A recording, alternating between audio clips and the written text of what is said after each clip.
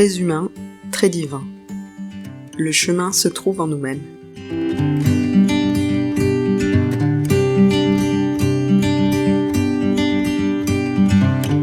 La grâce du baptême, les vertus théologales ou notre dignité d'enfant, voilà des forces qui nous conduisent à Dieu.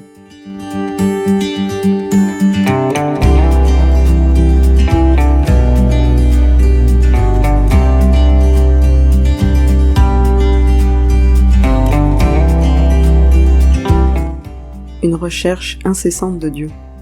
Telle fut la vie de saint Augustin. Une recherche passionnée, ne trouvant pas toujours les chemins qui le conduisaient vers lui.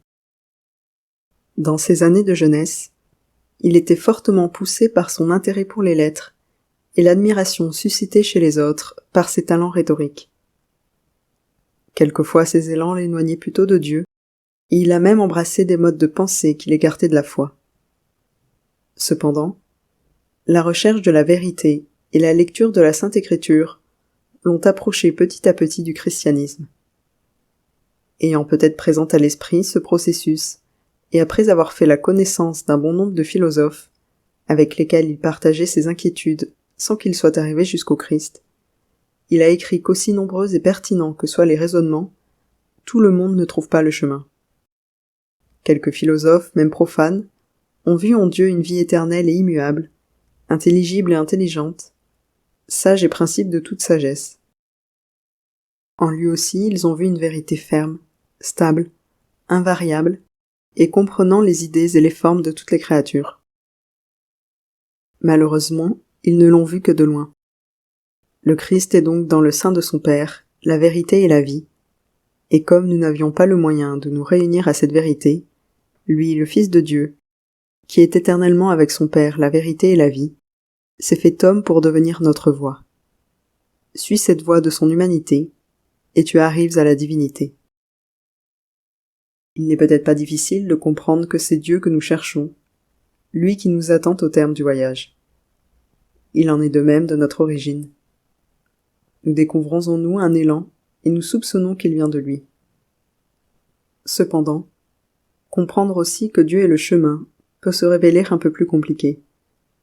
C'est précisément pour que nous puissions parcourir ce chemin qu'il a envoyé son propre Fils dans le monde.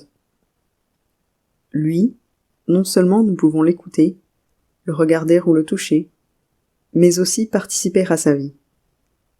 Jésus ne s'est pas limité à nous montrer le chemin pour trouver Dieu, un chemin que nous pourrions suivre par nous-mêmes, en obéissant à ses paroles et en imitant son exemple. Plutôt, pour nous ouvrir la porte de la libération, le Christ lui-même est devenu le chemin. Je suis le chemin. La liturgie de la Sainte Messe le confirme. À la fin de la prière eucharistique, le prêtre proclame en soulevant le pain et le vin. Par lui, avec lui et en lui. Nous ne pouvons arriver à Dieu que par le Christ, avec lui et en lui. Il est le chemin à parcourir, la vérité permettant d'atteindre le but, et la vie dans laquelle nous pouvons insérer la nôtre. C'est pourquoi, depuis la première fois au Cénacle, chacune des célébrations eucharistiques culmine dans la communion au corps de Jésus. Dieu se fait nourriture pour le chemin qu'il est lui-même. Emprunter cette route rend possible la plénitude de la vie.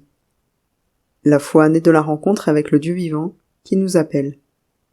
Elle apparaît comme une lumière pour la route, qui oriente notre marche dans le temps. Saint José Maria savourait particulièrement la certitude d'avoir rencontré le même Christ dont il est question dans les évangiles. Jésus est le chemin. Il a laissé sur cette terre les traces nettes de ses pas.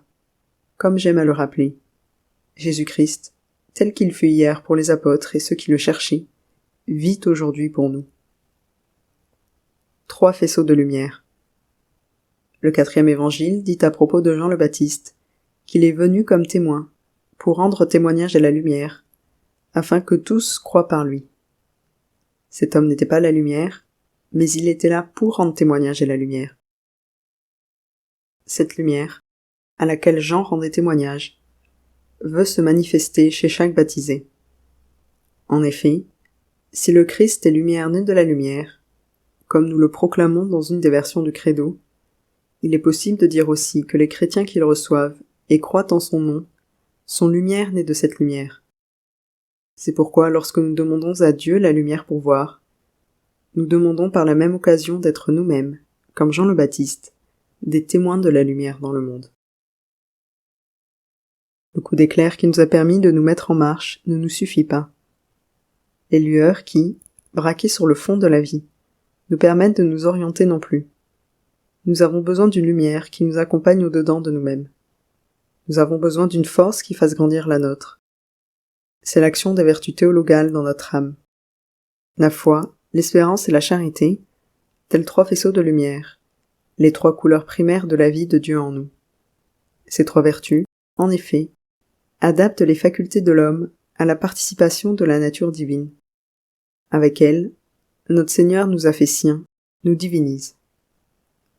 Foi, espérance et charité correspondent, dans un certain sens, aux 3 dimensions du temps. L'obéissance de la foi accueille la parole qui vient de l'éternité et qui, promulguée dans l'histoire, se transforme en amour, en présent, et ouvre ainsi la porte de l'espérance. La foi nous précède. Elle nous dit d'où nous venons, mais aussi où nous allons. Ce n'est pas uniquement la mémoire du passé, mais aussi la lumière qui éclaire le futur. Elle nous ouvre à l'espérance, nous projette vers la vie. La charité se déploie au centre de ce fil tendu entre les 2 pôles, et elle se conjugue toujours au présent. Avec la force de la foi et la confiance dans l'espérance, nous pouvons dire « Ici et maintenant, chez telle ou telle personne, dans telle ou telle situation, je peux être, malgré mes limites, lumière de Dieu, amour de Dieu. » La nouveauté vient d'une vie avec lui. Le monde en a grand besoin, mes enfants, disait saint José Maria, parce que des millions et des millions d'âmes ne connaissent pas Dieu, n'ont pas encore vu la lumière du Rédempteur. Chacun de vous doit être, comme le Seigneur le veut, quasi lucerne lucenti incaliginoso loco, comme une lampe allumée au milieu des ténèbres. La lumière de cette lampe vient de 2 sources. La première nous appartient du simple fait d'avoir été créés à l'image de Dieu et selon sa ressemblance. Elle ne nous quitte jamais et se manifeste par notre capacité à comprendre ce qui est vrai, par notre tendance à vouloir le bien, et même plus profondément, par notre dignité, provenant du fait d'être issus de la main d'un Créateur infiniment intelligent, plein d'amour, libre et non d'un hasard aveugle. À cette source de lumière vient s'ajouter l'eau torrent de la régénération opérée dans notre baptême, selon laquelle tout chrétien possède, ontologiquement, une nouvelle vie qui bat au-dedans de lui. Ce sacrement guérit la blessure du péché dont nous héritons de nos parents et nous rend plus aptes à éclairer notre milieu. Ces 2 grandes sources, être créés à l'image de Dieu et notre baptême, nous poussent à refléter la lumière de Dieu. Quand un maître de la loi s'est approché, en cachette, de Jésus pour lui demander comment vivre réellement près de Dieu, il lui répond « Celui qui fait la vérité vient à la lumière. » Nos actions aussi, portées par la miséricorde de Dieu, génèrent la lumière si nous nous laissons pousser par notre bonté naturelle et par sa grâce, si nous nous dépouillons de ce qui pourrait nous amener à marcher dans le sens opposé. Cette familiarité avec la lumière de Dieu, cette facilité pour opter plus pour les plus grands biens que pour les biens apparents, devient peu à peu une sorte de connaturalité entre l'homme et le bien véritable. Une telle connaturalité s'enracine et se développe dans les dispositions vertueuses de l'homme lui-même. La prudence et les autres vertus cardinales, et d'abord les vertus théologales, de foi, d'espérance et de charité. L'identification à Jésus-Christ consiste à développer, par la grâce et l'accueil que nous lui réservons dans notre âme, cette connaturalité toujours plus grande avec lui, de sorte que nous en arrivions à avoir les mêmes sentiments qui étaient en lui, les mêmes attitudes que lui. Plus nous avançons dans notre identification à Jésus, plus nous nous rendons compte que la recherche de la sainteté ne consiste pas à lutter pour atteindre un certain niveau moral, mais à parcourir un chemin avec Dieu, dans la confiance, en ayant les mêmes sentiments que lui, en souffrant avec lui, en vibrant avec lui. Saint José Maria l'illustrait fort bien. Dans les moments d'épuisement, de dégoût, tourne-toi avec confiance vers le Seigneur, en lui disant comme tel de nos amis « Jésus, à toi de voir ce que tu dois faire. Moi, avant même de commencer à lutter, je suis déjà fatigué. » C'est en cela que consiste la responsabilité du chrétien.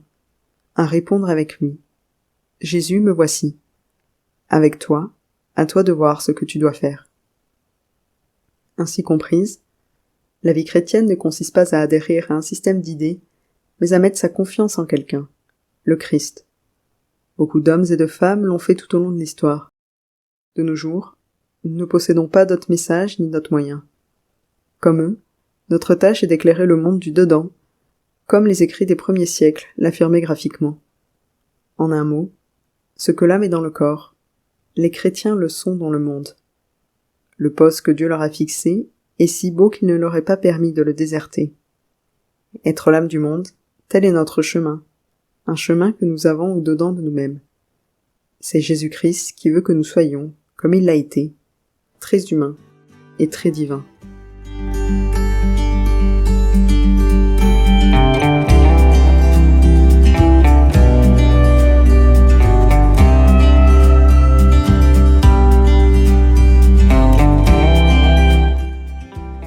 Texte écrit par Carlos Aixela.